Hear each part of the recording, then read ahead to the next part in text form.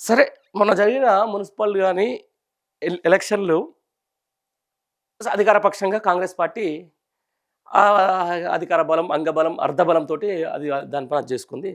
ప్రధాన ప్రతిపక్షంగా BRS party సరే గత ఎలక్షన్‌లతో కాంగ్రెస్‌తో పోల్చుకుంటే మంచి అద్భుతమైన రిజల్ట్ సాధించింది. వాళ్ళు హ్యాపీ.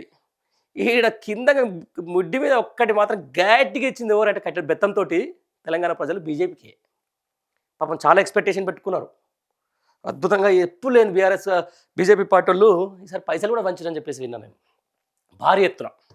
ఎందుకంటే నేను కొన్ని సోషల్ మీడియాలో చూస్తున్నా కదా!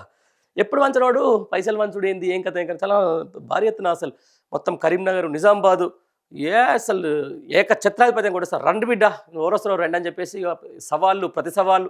ఇక ఆర్మూర్‌లో ఆయన పేరు ఏం పేరు ఉంటుంది. ఆయనైతే 13 ఏళ్ళ ఏది యంగ్ రుద్రమాదేవిని తీసుకొచ్చిన అని చెప్పేసి ఆడ ఇష్టానుసారంగా మాటలు మాట్లాడాడు. ఏమైంది? ఏం లేదు. కాంగ్రెస్‌కు ప్రత్యామ్నాయం మేమే అని చెప్పుకున్న బీజేపీ ఇక ఈ ఎలక్షన్‌లతోటి మాత్రం ఒకటి ఫిక్స్ అయింది ఇక. ఇక తప్పులు ఇక మనం ఈడ పప్పులు ఉడకట్లే ఎవరు నాయనా ఎవరితోటి పొత్తు పెట్టుకోవాలా లేకపోతే అది కాంగ్రెస్ అయినా పర్లేదు కానీ పొత్తు పెట్టుకుంటే బెటర్ అన్న కాడికి వచ్చింది కాంగ్రెస్ పార్టీ. అది బీజేపీ పార్టీ. అయిపోయింది అలా పని. అలా ఓట్ షేర్ చూస్తే లేకపోతే వాళ్ళకి వచ్చినటువంటి ఓట్లు చూస్తే మాత్రం ఇక ఈ బీజేపీకి సంబంధించిన దాంట్లో అటో ఇటో లేపాలంటే ఇక ఆంధ్రజ్యోతి పేపర్ అని ఒకటి ఉంటుంది. దాంట్లో ఒక అది తీసిండు. ఎంత 700 పైగా